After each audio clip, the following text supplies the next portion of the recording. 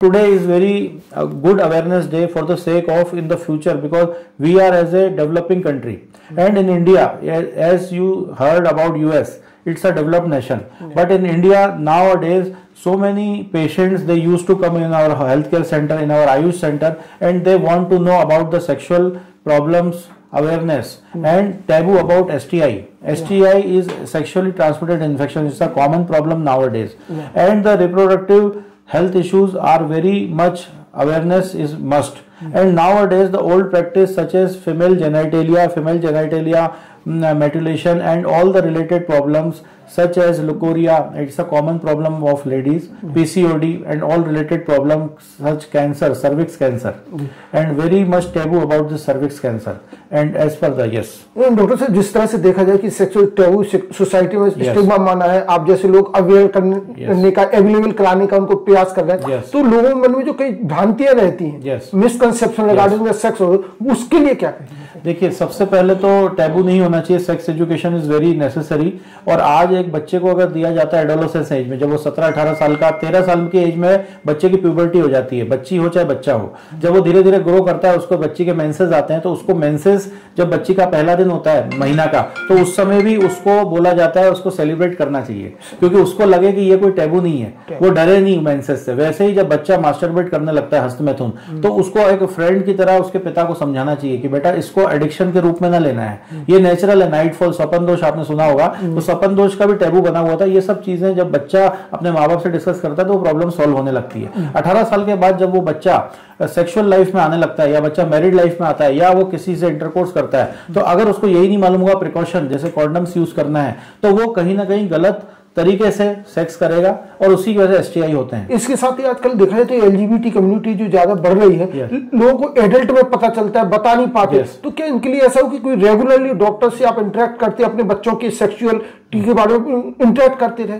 जैसे जो मैरिड लोग होने वाले हैं, उनके लिए प्री मैरिटल काउंसलिंग होती है, वैसे बच्चों की सेक्सुअल हेल्थ को देखने के लिए भी एक काउंसलिंग सेशन होता है, जो कि एक कुशल चिकित्सक के मार्गदर्शन में आज जितने भी डॉक्टर्स अवेयर कर रहे हैं हमारी टीम के माध्यम से, और आज भारत सरकार भी इसके प्रति बहुत ज्यादा अवेयरनेस कर रही है, जैसे कि एड्स कंट्रोल प्रोग्राम भी निकाला है, और भी रिप्रोडक्टिव प्रॉब्लम्स होती है, जैसे कि माल न्यूट्रिशन तो पहले सुना करते थे, हमारे पिताजी मुख्य चिकित्सक स्वास्थ्य अधिकारी थे, उनके अंडर में बहुत सारे प्रोग्राम चलते थे। वैसे ही आज भारत सरकार जो प्रोग्राम दे रही है, जिसमें अवेयरनेस भी हो रही है, और एक कुशल चिकित्सक जो आपके नजदीकी डॉक्टर है, उसके पास जाके हम काउंसलिंग भी करवा सकते हैं। For the past 25 years, you are doing a credible job regarding the sexology at Kasturi Nagar. Yes.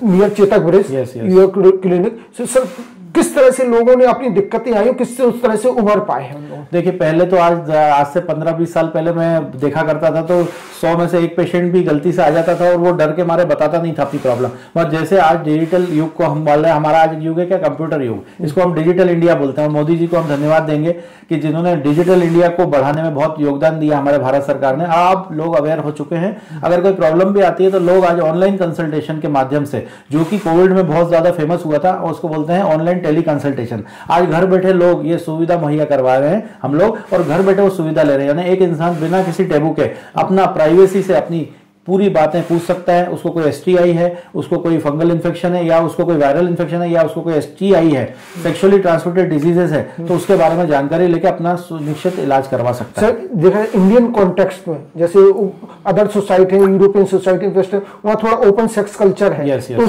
Awareness भी इस तरह से, लेकिन यहाँ पर जो स्थिति बनती है, उसमें लोग थोड़ा सा कहीं ना कहीं झिझकते हैं, तो उसके लिए क्या?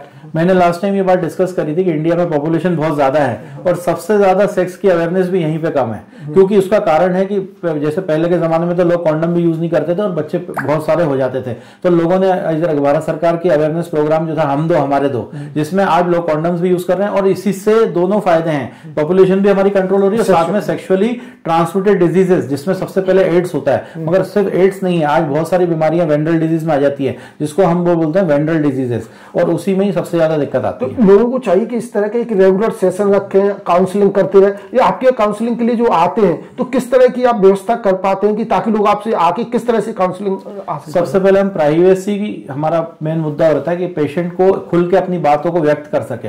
वो पेशेंट आके बताता है कि मैंने कभी सेक्स किया था बिना कॉन्डम के, मुझे हर्पीज हो गया, मुझे गोनोरिया हो गया, या सिफिलिस हो गया, ये सभी चीजें भी सेक्स एजुकेशन का एक पार्ट है। और जहां तक हम सेक्सुअल हेल्थ की बात कर रहे हैं, जब तक अवेयरनेस नहीं होगी ये सेक्सुअल हेल्थ पर हम जीत नहीं साबित कर सकते। तो देखा जाए कि अगर कोई जिस तरह का मेडिकल ट्रीटमेंट देखा जाए तो किस तरह से अपन अवेलेबल करा पाते उस तरह का किसी को हो, ताकि लोग डरे नहीं उससे। देखिए, सबसे पहले मैं भारत सरकार को धन्यवाद दूंगा कि एड्स कंट्रोल प्रोग्राम की बहुत ज्यादा अवेयरनेस हर एक चीज के माध्यम से करी जा रही है और वो जाके सरकारी अस्पताल में भी बेझिझक अपनी जांच करा सकते हैं। जहां तक तो नमस्कार, फिर आप आज 12 फरवरी 2025 है और आपके न्यूज चैनल के माध्यम से इस सेक्सुअल और रिप्रोडक्टिव अवेयरनेस डे पर मैं उन सभी लोगों को एक ही मैसेज देना चाहूंगा कि आप डरकर नहीं, डटकर सामना करना है। अगर किसी को कोई भी सेक्सुअल इश्यूज आते हैं, भले वो STI हो, भले वो ऑर्गेनिक प्रॉब्लम हो, कोई भी प्रॉब्लम हो, इसके लिए अपने नजदीक किसी कुशल चिकित्सक से मार्गदर्शन ले सकते हैं। और बोलते हैं ना, मंजिलें तो मिल जाती हैं, भटकते ही सही, गुमराह आज भी वो लोग हैं जो घर से निकले ही नहीं। तो इन्हीं शब्दों के साथ अगर आप हमसे भी संपर्क करना चाहते हैं, अगर आप घर से निकल ही गए हैं, तो हम आपका साथ देंगे, हम आपकी जानकारी को गोपनीय रखेंगे और हर एक सवाल का जवाब देंगे। आपको आखिरी दम तक आपके जो भी सवाल हैं और आपकी समस्याओं का जड़ से निदान करेंगे। हमारा हेल्पलाइन नंबर है 9893880001। हमारी वेबसाइट है www.bestsexualistdoctor.com। और ये ऐसे अवेयरनेस जो भी आज आपके न्यूज चैनल के माध्यम से आज आप लोगों को दे रहे हैं, ये सराहनीय है। ऐसे ही हम आगे भी आपको हमारे YouTube चैनल के माध्यम से और आपके न्यूज चैनल के माध्यम से सेक्सुअल अवेयरनेस देते रहेंगे, जैसे हमारा देश दिन दुगनी रात चौगनी तरक्की करे और हमारा भारत विकासशील से विकसित देश बने। इन्हीं शब्दों के साथ जय हिंद, जय भारत, नमस्कार।